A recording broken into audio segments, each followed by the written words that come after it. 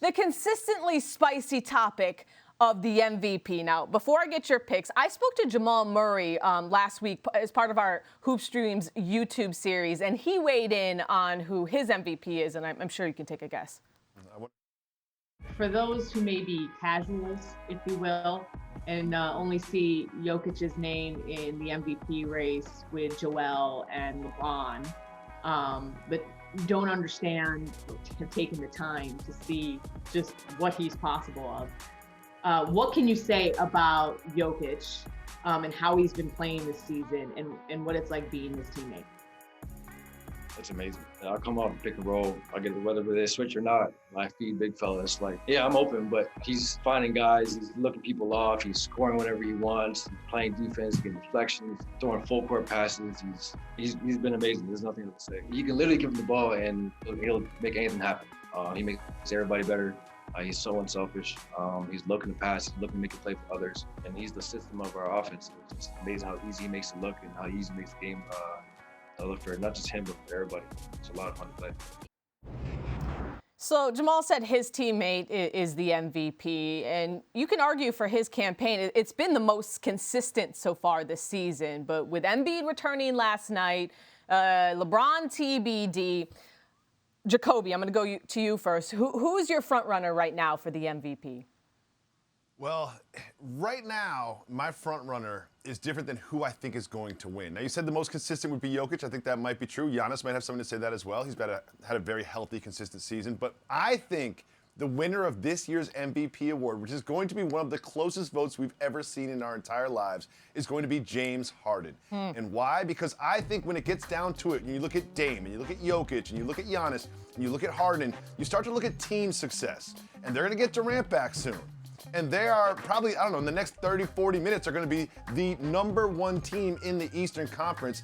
And the further we get away from the stink of hanging out with little baby in Vegas and sort of mailing in Houston and not asking for a trade, but really asking for a trade, the further we get away from that, the less we remember it. And he's putting up 26 points, leading the league in assists. And this team is an absolute juggernaut heading into the final stretch. So I think team success, plus with what he's been able to do on the court, is going to make James Harden ultimately the MVP.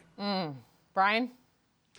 Cassie, would it be hilarious if you asked somebody whose teammate was a candidate for MVP and they didn't say their teammate? Like, exactly. If you had asked Jamal, who should be the MVP? And he was like, I think it should be LeBron. Actually, that did happen once to a team I was covering, the Cavs, and LeBron's first year back.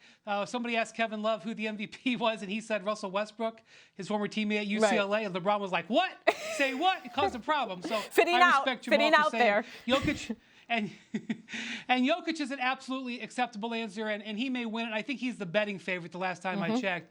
But if I had to cast my vote today, I would be weighing between Embiid and Harden. And you know, there's a lot of factors going into this. One of them is that I just think that the bar for Giannis to clear to win a third straight MVP is probably too high, considering he hasn't gotten it done in the playoffs the last 2 years. And you may retort to that and say, well, what does that have to do with this season? The answer is nothing and everything, because voting has a narrative. And it's the narrative that's working against James Harden that Jacoby just mentioned, that Harden has to get past the concept that he forced his way out of a situation.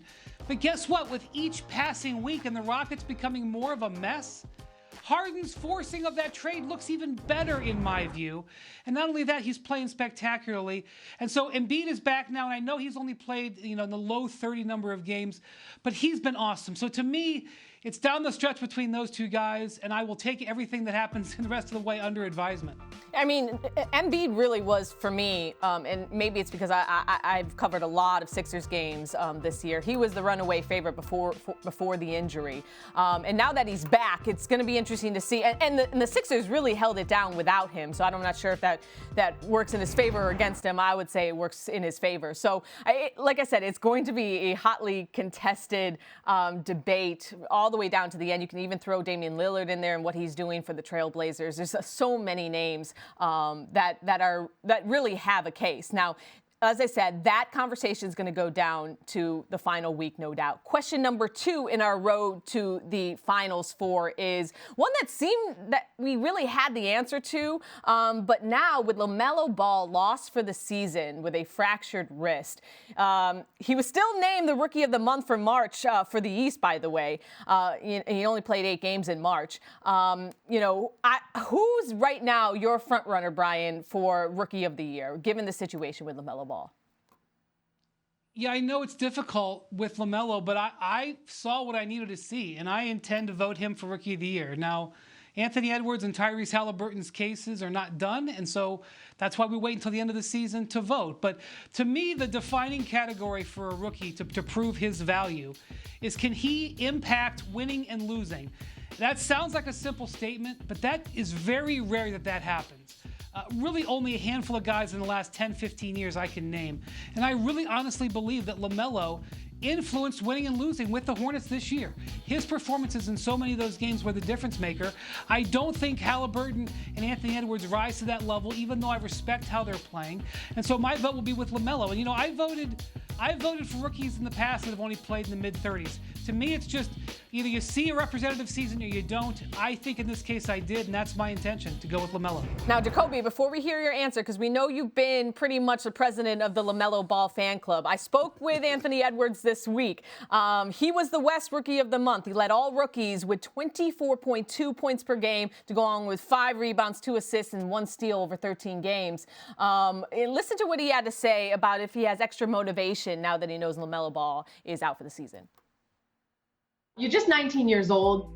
We all know #1 overall pick, going from hot Georgia to the Minnesota winter, and you were on fire in March. And you averaged over 24 points per game, the 3rd most in a calendar month by a teenager in NBA history, behind Carmelo Anthony and LeBron James. So you really seem to be turning it on here down the stretch.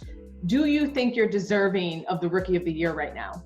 I can't really say what other people's opinion is about me. But yeah, I feel like I got a chance. That's all I can say. I feel like I got a chance. And as long as I keep showcasing my talent, I feel like I'm always have a chance. That's all I can ask for. And anyone who's been paying attention and knows you could also be in the conversation for Defensive Player of the Year. Your defense has just been consistent all year. But on the offensive end, have you been motivated at all by maybe the early criticisms of your shooting, or maybe even the injury to LaMelo Ball, to push yourself more to get into this Rookie of the Year conversation? Melo, my boy, I don't wish, being out missing games on anybody. I wish he was playing right now. You know what I'm saying? If he was a Rookie of the Year, if he was gonna win it, then I'm happy for him. I can't knock somebody because they hurt. When he was playing, he deserved it. You know what I'm saying? They was winning, he was playing good, and like I said, that's my boy. So I always want to see people in my draft class do good and succeed. So, because they said how bad our draft class was. So I wasn't really paying attention to none of that. I'm just trying to figure out how to win games. So, Jacoby, is there any way in your mind that LaMelo Ball loses the Rookie of the Year this season? First of all, our colleague here, Mr. Windhorst, is a respected journalist, which is why he has a vote. I do not. However, if I did have a vote, I would definitely vote LaMelo Ball. However, Anthony Edwards has had such an opportunity because the Timberwolves are such a trash franchise at the moment because they give him the ball. Really? He can shoot it 20 times, he can shoot it 30 times. The numbers are going to be in Anthony Edwards' favor, and I love his personality. But when you watch these two gentlemen, who are both great players and will be stars in this league, LaMelo Ball just has an innate passing ability. He's a playmaker. He affects winning, as Brian Windhorst mentioned. I think that at the end of the day, because he's going to be on the floor, hopefully, Anthony Edwards might win this award. But to me, the most impactful rookie, the person who I would put the most stock in, the person who I would want on my franchise moving forward would be LaMelo Ball, because he gets 6 rebounds a game.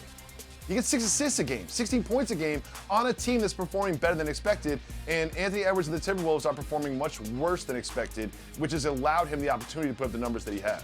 No disrespect to the Timberwolves on behalf of the Hoop Streams family, or maybe disrespect.